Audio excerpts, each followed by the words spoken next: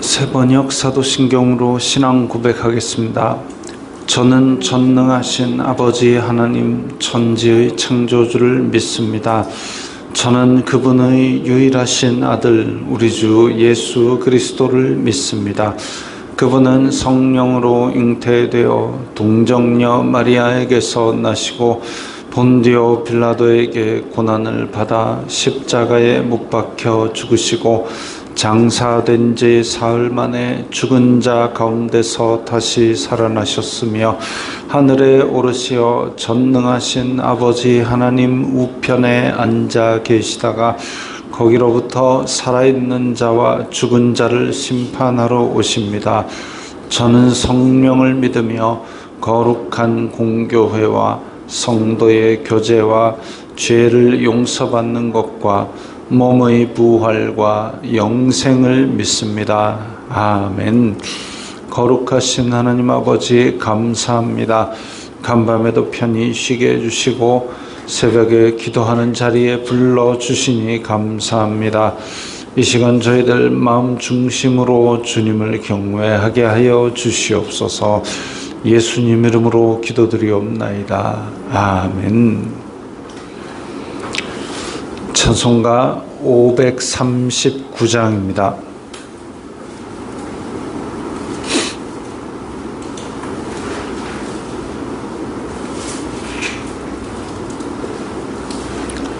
찬송가 539장입니다.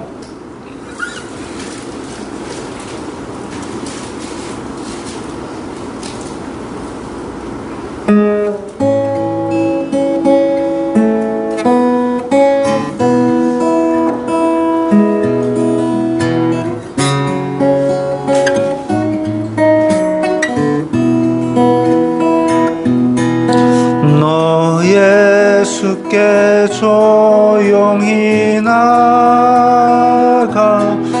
내 모든 짐 내려놓고 주 십자가 사랑을 믿어 죄사함을 너 받으라. 주 예수께 조용히 나가 내 마음을 쏟아놓으라. 늘 미리 보시는 주님 그 은혜를 베푸시리. 주 예수의 은혜를 입어 내 슬픔이 없어지리. 내 이웃을 늘 사랑하여 너 받은 것 거저주라. 주 예수께 조용히 나가 내 마음을 쏟아놓으라. 늘은 미리 보시는 주님 그 은혜를 베푸시리. 주 예수를 친구로 삼아 늘 내 옆에 모시어라. 그 영원한 생명샘물에 내 마른 목 죽이어라.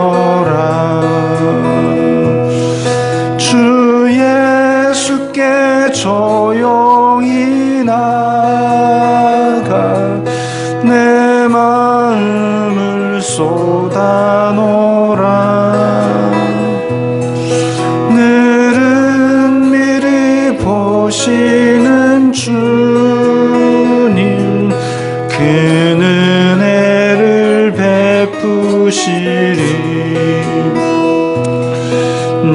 주님과 사귀어 살며 새 생명이 넘치리라. 주 예수를 찾는 이 앞에 참 밝은 빛 비추어라. 주 예수께 조용히 나가 내 마음을 쏟아놓으라.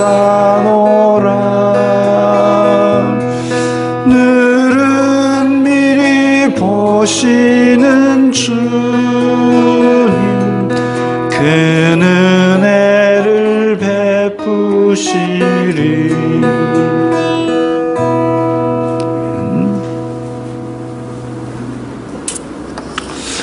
오늘 말씀은 잠언 20장 11절부터 20절까지의 말씀입니다.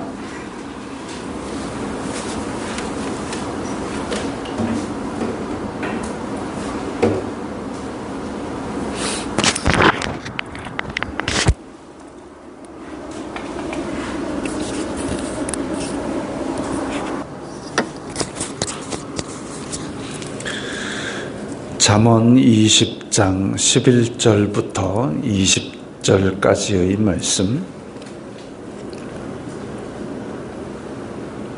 함께 읽겠습니다. 비록 아이라도 자기의 동작으로 자기의 품행이 정결한 여부와 정직한 여부를 나타내느니라. 듣는 귀와 보는 눈은 다 여호와께서 지으신 것이니라. 너는 잠자기를 좋아하지 말라. 내가 빈궁하게 될까 두려우니라. 내 눈을 뜨라. 그리하면 양식이 족하리라. 물건을 사는 자가 좋지 못하다 하다가 돌아간 후에는 자랑하느니라. 세상에 금도 있고 진주도 많거니와 지혜로운 입술이 더욱 귀한 보배니라. 타인을 위하여 보증선자의 옷을 취하라. 외인들을 위하여 보증선자는 그의 몸을 볼모 잡을지니라. 속이고 취한 음식물은 사람에게 맛이 좋은 듯하나 후에는 그의 입에 모래가 가득하게 되리라. 경영은 의논함으로 성취하나니 지략을 베풀고 전쟁할지니라. 두루 다니며 한담하는 자는 남의 비밀을 누설하나니 입술을 벌린 자를 사귀지 말지니라. 자기의 아비나 어미를 저주하는 자는 그의 등불이 흑암 중에 꺼짐을 당하리라. 아멘. 자, 11절 비록 아이라도 자기의 동작으로 자기 품행이 청결한 여부와 정직한 여부를 나타내느니라. 앞에 비록 아이라도 이렇게 해놨습니다. 비록 아이라도 뭘 할 줄 안다. 그러면 그와 호응할 수 있는 우리말은 뭐냐면 비록 아이도 뭐뭐 할 줄 아는데 그러면 하물며 어른은 어떻겠느냐 이 말이 이제 바로 따라 붙어야 되죠. 그러면 아이라도 뭘 할 줄 아느냐? 자기의 동작으로, 자기의 행동으로 자기가 깨끗하고 정직한 것을 나타낸다. 그러면 하물며 어른은 어떻게 했느냐? 어른은 자, 말이 잘 안 되는 아이라도, 말을 잘 못하는 아이도 청결하고 정직한 거 다 알고 있는데, 그러면 말이 잘 안 되는 아이도 동작으로, 행동으로 그게 가능하다면 어른은 화려한 말을 하는 게 아니라 자기의 행실과 동작으로 나타내는데 충분하다는 얘기죠. 굳이 겉으로 꾸미고 말로 변명하고 그럴 것이 아니라 청결하고 정직한 것 행동으로 아이도 나타내면 어른도 충분히 할 수 있다는 겁니다. 그리고 그것을 12절에 듣는 귀와 보는 눈은, 즉 청결하고 정직한 것 다 보고 듣고 우리도 할 수 있는 눈과 귀를 하나님께서 지어주셨습니다. 비록 우리의 양심은 이 아담 이후에 타락했지만 하나님께서 하나님의 공유적 속성을 우리에게 나눠주신 것 때문에 우리 마음속에 양심을 주셨기 때문에 그것이 사탄에게 미혹되어서 완전히 화인맞지 않는 한은 그걸 분별할 수가 있고 그걸 행동으로 할 수 있는 그런 지혜와 지식들은 주셨다 이거죠. 그래서 11절 그리고 12절도 연결되어서 생각할 수 있고 끝에 있는 19절도 우리가 연결해서 생각할 수 있습니다. 두루 다니며 한담하는 자, 남의 비밀을 막 떠버리고 다니는 이런 사람 사귀지 말라 이거죠. 왜? 아이라도 행동으로 어떻게 청결한지 아는데 굳이 이 두루 다니면 남의 흉보고 중상모략하고 이상한 소문내고 비밀을 누설하고 이런 사람을 가까이 두게 될 필요가 없다 이거죠. 왜? 그거 보는 눈과 듣는 귀는 하나님께서 우리에게 이미 주신 바다. 자, 그래서 이것들을 좀 같이 생각할 필요가 있습니다. 그리고 13절 잠자기를 좋아하지 말라. 이게 우리가 밤에 자는 잠 그거 얘기하는 게 아닙니다. 하나님께서 시편에 보면 주님께서 사랑하시는 자에게 잠을 주신다 그랬습니다. 잠자는 거는 우리가 육신의 피로를 풀기 위해서 필수적인 과정입니다. 예수님도 풍랑치는 바다 속에서 바다 위에서도 잠을 주무셨습니다. 왜? 피로가 나니까. 간 때문이가 아니고 예수님께서도 주무셨습니다. 근데 예수님께서 시도 때도 없이 막 해가 중천에 뜨도록 푹 주무시더라 이런 말은 아니거든요.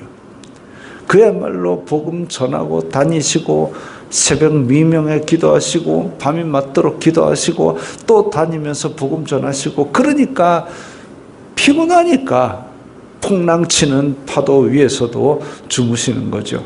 그것처럼 우리의 피로를 풀기 위한 잠은 필요합니다만은 좋아해가지고 시도 때도 없이 자고 앉아있고 사람이 세로로 있는 시간보다 가로로 있는 시간이 더 많다. 이건 문제가 있다 이거죠.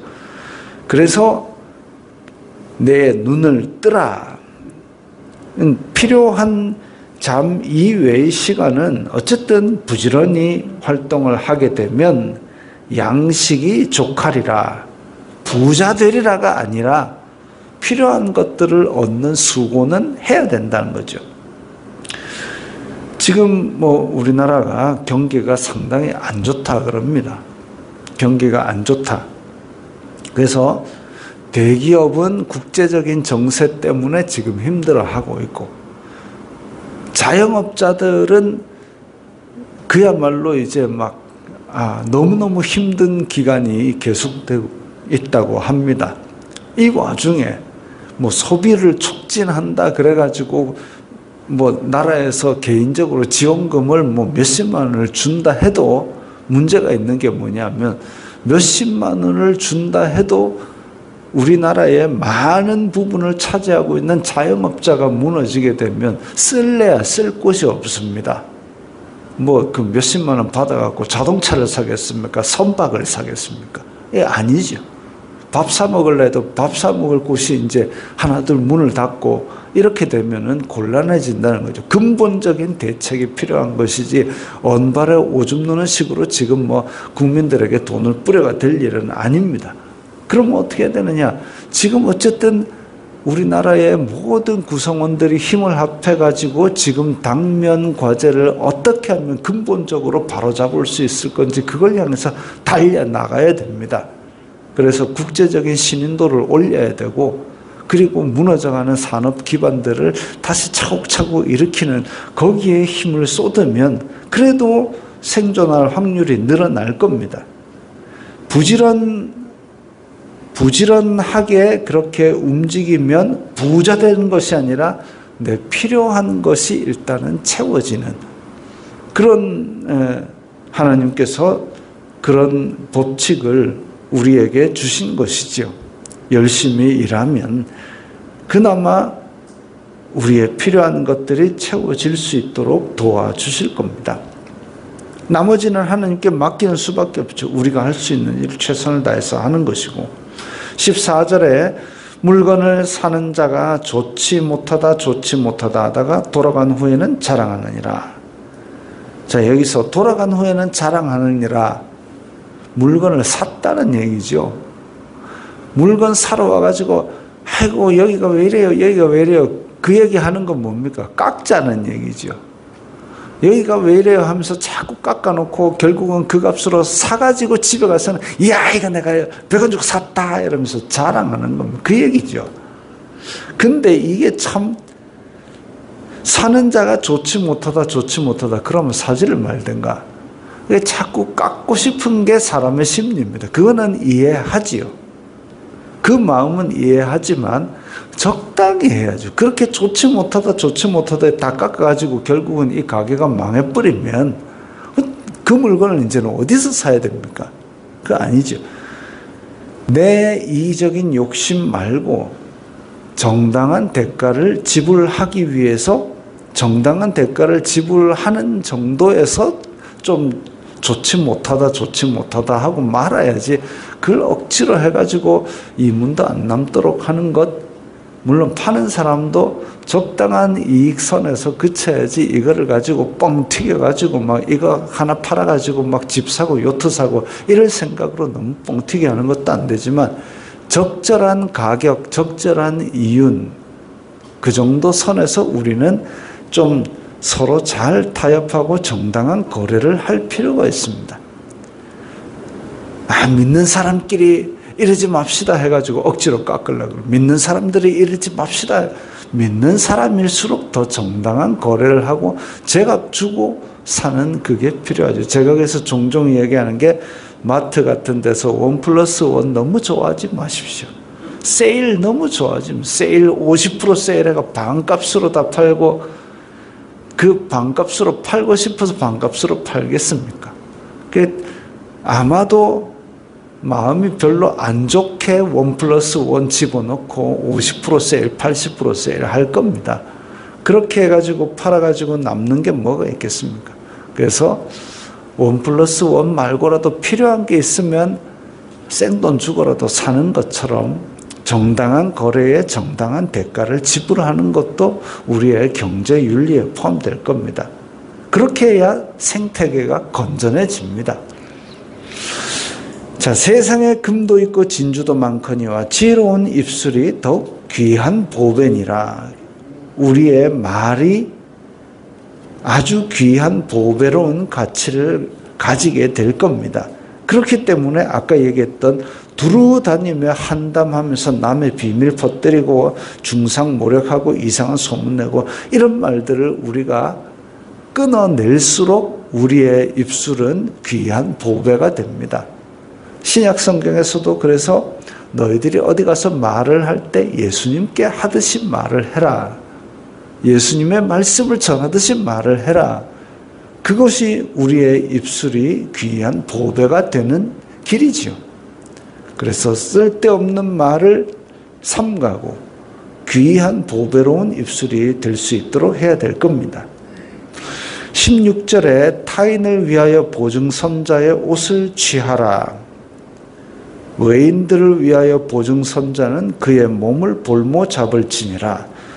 잠언에서는 몇 군데에 이 보증서는 것을 극도로 하지 말라 그러고 또 보증선자는 자비를 주지 말 것처럼 그렇게 얘기를 합니다. 가난해서 꾸이러 온 자에게 이렇게 보증선자의 옷을 취하라 그랬습니다. 이게 보증선자의 옷을 취하는 것은 그때 당시에 규정상 정당한 일입니다. 정당한 일인데 그런데 지금 몸을 볼모 잡을 정도로 그렇게 사실은 이렇게까지 하면 그 사람에게는 굉장히 의지할 곳 없는 힘든 일이죠. 그래서 예수님께서는 그의 겉옷을 볼모 잡았으면 저녁 되면 돌려주라고 했습니다. 그 동네는 저녁 되면 기온이 뚝 떨어지기 때문에 굉장히 힘들어지고 인간적인 어떤 존엄성이 위협받기 때문에 그래서 예수님께서는 겉옷을 볼모 잡는 거 너희들 인생살이에서 그럴 수 있다. 그러나 저녁 되면 돌려줘라. 그 얘기는 뭐냐면 이 사람이 그것 때문에 인간적인 존엄성조차 상실되게는 하지 말라 이거죠. 우리는 지금 겉옷 패딩 이런 얘기가 아닙니다. 이 이스라엘 사회에서는 겉옷이라 해서 걸치는 게 있고 이게 이제 저녁 되면 차가운 바람과 이슬을 막아주는 것도 될 뿐더러 여기에 이 겉옷에 내 귀에 옷술이 달려있는데 그 술은 자기의 신앙을 물려받은 그래 아버지가 거기에 옷술 매듭을 하나 달면서 하나님은 한 분이시다. 그 밑에 10개 매듭 달면서 우리에게 10가지 계명을 주시다. 이런 거 해가지고 매듭을 지으면서 그 신앙을 물려줍니다. 그래서 이스라엘 가가지고 딱이 맞고 싶으면 남의 옷술을 잡아 땡겨 뽑으면 됩니다. 그거랑 똑같은 일이죠. 그런 귀한 것이기 때문에 빚을 지고 보증으로 이걸 맡기는 겁니다. 그러지 않고 길가에서 아무나 살 수 있는 옷 같으면 이 보증으로 맡기는 가치가 없죠. 그렇게 우리나라로 치면 주민등록증을 맡기는 것 같은 그런 아니면 족보를 맡기는 것 같은 그런 중요한 일인데 그런 중요한 옷인데도 불구하고 맡길 정도 되면 굉장히 이 사람 사정이 안 좋은 겁니다.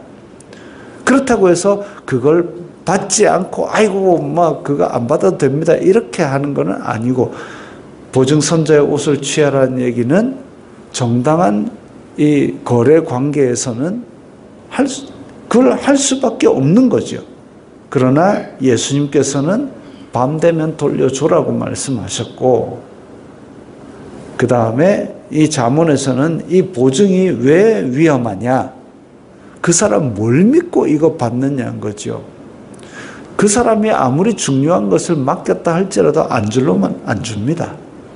사람을 믿고 내 장래를 맡기는 것이 위험하다는 거죠. 이 사람이 어찌 될지 어찌 안 하는 거죠.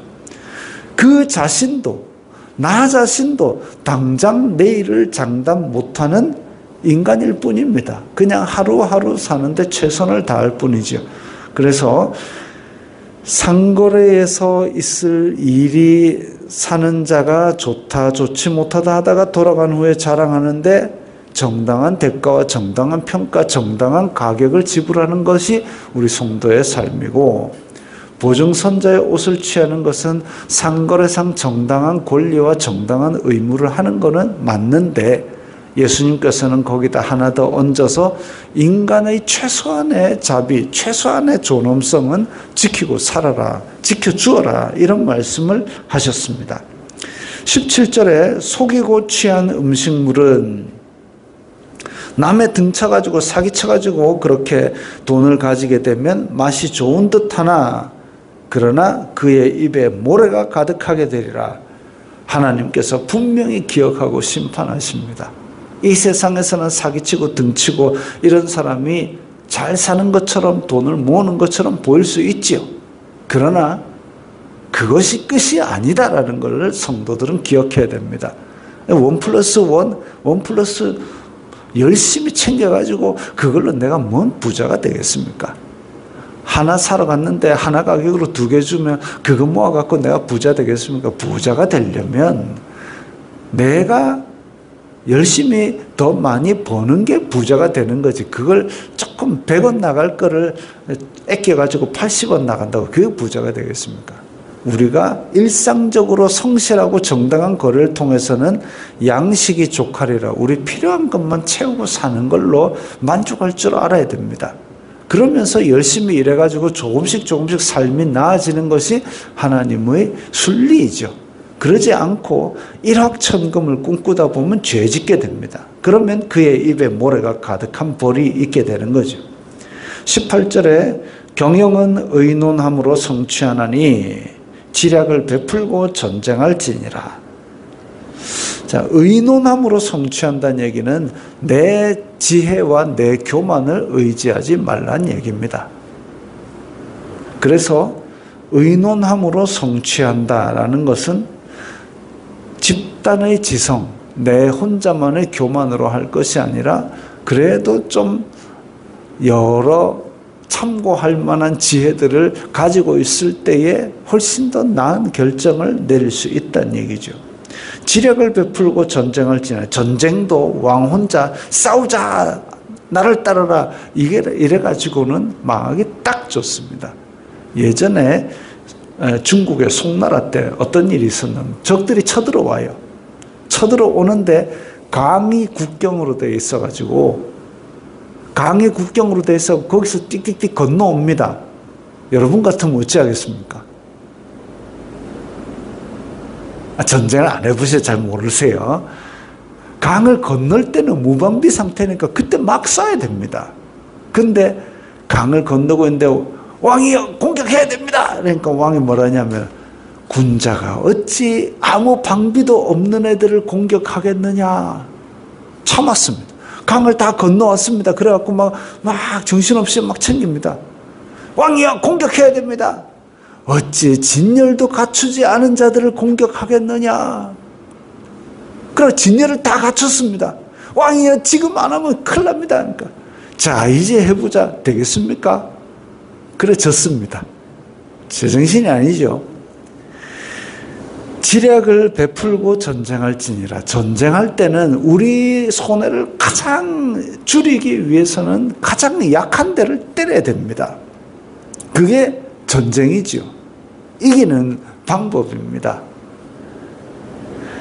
그래가지고 이 의논하고 집단적인 지성, 이런 것들을, 지혜를 잘 참고하는 것이 우리가 지혜로운 방법입니다. 그러지 않고 그걸 다 무시한다? 그게 교만이죠. 패배의 지름길입니다.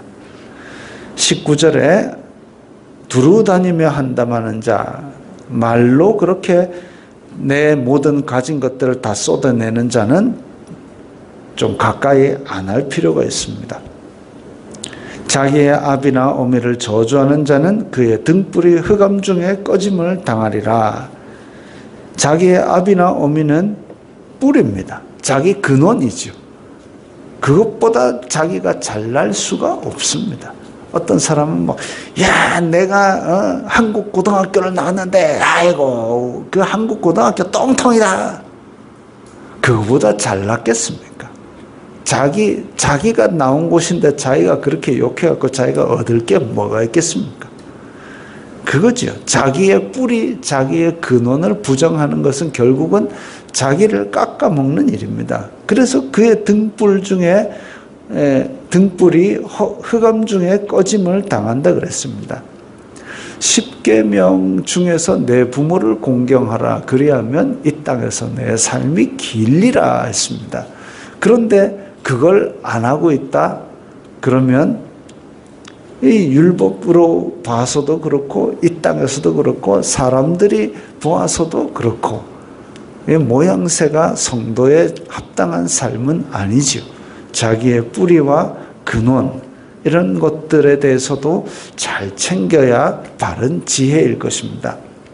이런 것들이 성도의 삶에 있어서 바람직한 하나님의 순리대로 지켜야 될 생각하는 방법입니다.